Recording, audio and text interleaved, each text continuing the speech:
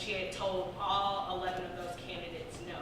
And so when I went into my career services offices, they were like, well, she's been pretty tough on the candidates that she's looking at for clerking for her this summer. So I'm not really, I don't want you to get your hopes up. We're not really sure how this interview will pan out.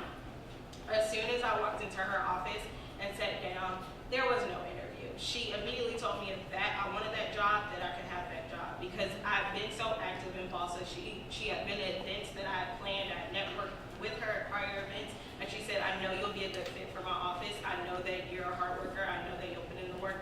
And so we basically had a conversation about what my interests were once I graduated from law school and what I wanted to do, and I had the job, honestly, before I even sat down.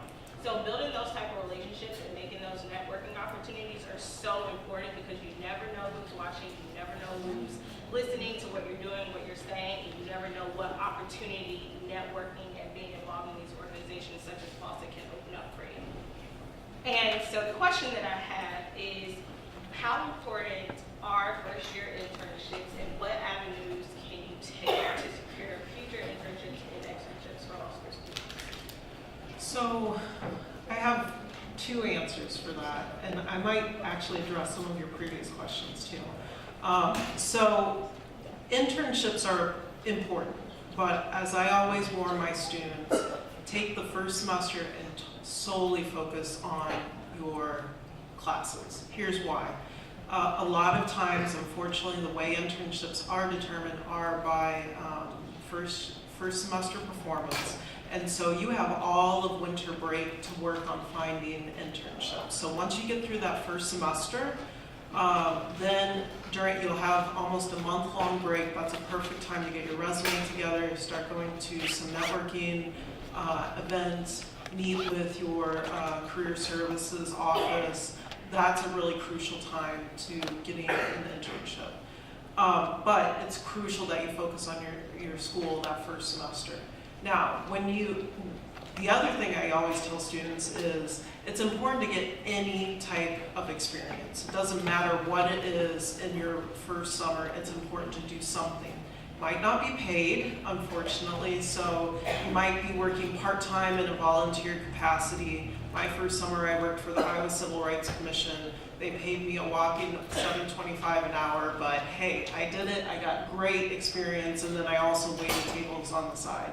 It's crucial that you spend that second summer as well getting experience. I just wanted to piggyback, if it's okay, on some of the other questions about networking and making sure that you have a really good network when you're in law school. Here is one reason that law school is so hard. As a student of color, I remember going into my law school predominantly white. And one of the first weeks I was there, I think I was out at bar review, which is what some schools call their going around to different bars and socializing or whatever. Not studying for the bar exam, unfortunately. And we had just been discussing affirmative action in class for some reason. It wasn't even constitutional law, but I got in a conversation with some of my classmates. One of my classmates said, I just disagree with affirmative action, and you're probably one of those affirmative action admits, so you probably don't belong here.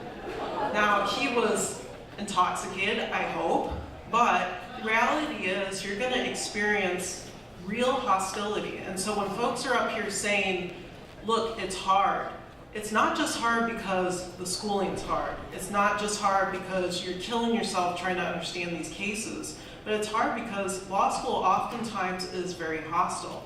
And I think as students of color, as people of color, we might experience what they call imposter syndrome. Anyone heard of imposter syndrome?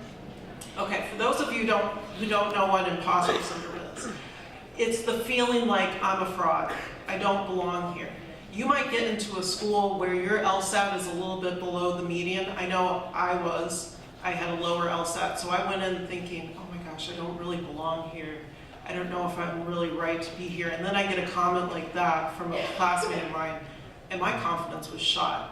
So my advice to you, and this is just, going through all 3 years of school, you have to find connections. You have to find a way to make sure that you believe in yourself, because that, to be honest, that's the hardest part of law school. It's not reading, it's not understanding the concepts. You can work yourself till you get that, but making sure that you believe I belong here, I am meant to do this, and no matter what anyone tells me, I will be a lawyer. That's what's important.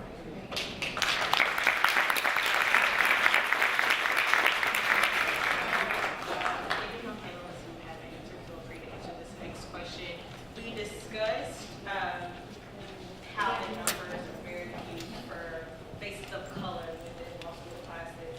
And I remember when I was in law school, specifically where this was a huge issue was, excuse me, we can't hear you. In criminal law class, sorry. One of the times where only being one of the few faces of color in law school was the toughest was during my criminal law class, and criminal procedure as well. Have you guys had any experiences that you could share with the audience that have made you a little uncomfortable as the only face of color in the classroom or one of the few, and how did you deal with it or how did you overcome it? Yeah, so I remember in my first year of criminal law class, I had a very liberal professor. She's very open-minded, and she's willing to talk about all sorts of issues. So one day we're in class and we're discussing California 3 strikes laws. And I'm sitting there as a young man whose father committed a felony, violent crime in California. So these things have impacted me in a very tangible way. And I'm listening to all my friends, mostly white liberal friends, talk about how bad this is, right? They're talking about all these issues, but they never talked about how the collateral consequences affect the family, or how the person who's not the bad person goes to jail and is potentially reformed and rehabilitated. And so I had a moment where I had to ask myself, am I going to speak up? Am I going to tell this class full of affluent white students that this issue has impacted me in a very real way? And what I want to say to you all is you have to be willing to provoke the change that you want to see in the world. See, I could have sat in that classroom and I could have been silent, but I took it as an opportunity to explain like who I am on a deeper level than just Richard Diggs from Detroit, who happens to go to NYU Law. And County Cullen said, I cut my teeth, right? Because my words will be implements of battle, right? And so you have to let the words that you say and the words that you write in your briefs, in your motions, be implements of battle. As you all know, we're living in a very challenging time, and change isn't going to happen by being silent. And I know that it's a heavy burden to carry. You know, I was one of 4 black males in my section. I was the only one who had the background that I have coming from the east side of Detroit. But I made it a point of emphasis to speak up. And when you speak up, don't speak up from a purely emotional standpoint, right? If you disagree with the professor, if you disagree with your classmates, understand the law, right? Do your homework and come prepared to explain why the standard is wrong, why they have not articulated the issue correctly, right?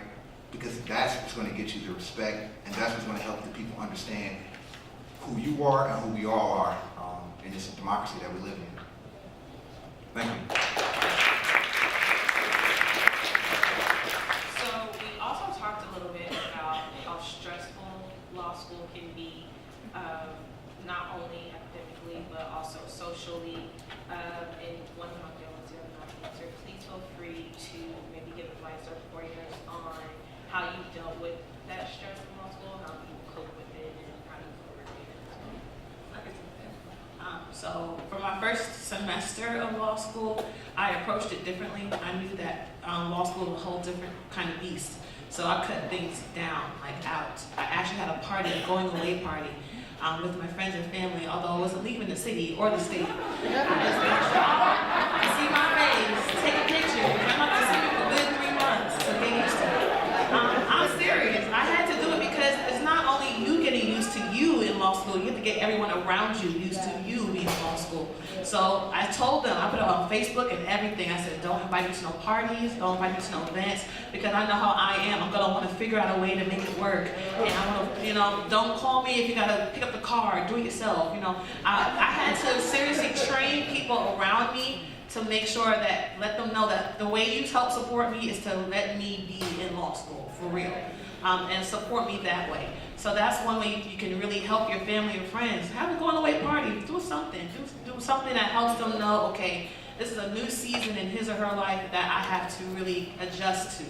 And I had also the 3 C's. I had cake, coffee, and Christ. They were beautiful, and they did me so well in the first semester of law school. But honestly, stress is something that you take on, and I really hope that you find healthy ways to handle it. Because there are people that have some horror stories, some people that go down to drinking and, unfortunately, drug lanes, and some people have suicidal thoughts because law school is so stressful. I pray and hope that it's not your story, because I want you to really take in every possible way. One way I will say that helped me get through my first semester and made me very successful is time management. You think you know time management, but you're really gonna have to master it for real in law school. So because I ran a business, I was also working full-time my first semester. Oh my God, it was crazy. And then went to school at night. I had to do all of my homework for the week after, the weekend before. So I prepared that whole week, that weekend. I made Friday night my free night to do whatever. So if it was just laying on the couch and watching a whole bunch of TV, or going to a movie, or hanging out with a friend, obviously not posting on Facebook, I'm gonna give nobody no ideas. But having that free time, because you just went through a whole week of cases and coursework, you need to totally numb out a little bit and just relax before you go back into studying. Saturday and Sundays were strictly studying for me. I cut out, I sang professionally at my church, all that stuff. I had to cut everything out that was technically extra to really give it my all, because I said, first semester, I want to see who I am. Am I 100%? Where am I at 100%? And for me to handle a full-time job, a full-time entrepreneur life, nighttime school, then I was also very ambitious in being a part of a ton of things. A lot of people say don't do it in first year, but I was like, who can you tell me what to do? I do it anyways. And I was involved in school, SBA, BALSA, all of that, and still ended up with 3.6, top 10 in my class. That takes discipline and a whole lot of dedication. So I want you to really be empowered to say, you can do that. You can even do better than what I did. And I want you to do better than what I did. So take that time and really look at your life and say, if law school is really important to me, I need to cut some things out. And be okay with that, and make people okay with that too. And just to piggyback on some of the things Rebecca just mentioned, to our question about adapting to the social change of law school, I mentioned earlier during my introduction that I went to undergrad in Florida. So moving to New Jersey was just getting used to the weather, getting used to meeting new people. I knew nobody coming into law school. And you have the academic challenges of law school, but coming into your first day of class, seeing that there's barely anybody that looks like you, and also not having friends nearby and your family's far away, most of you, if not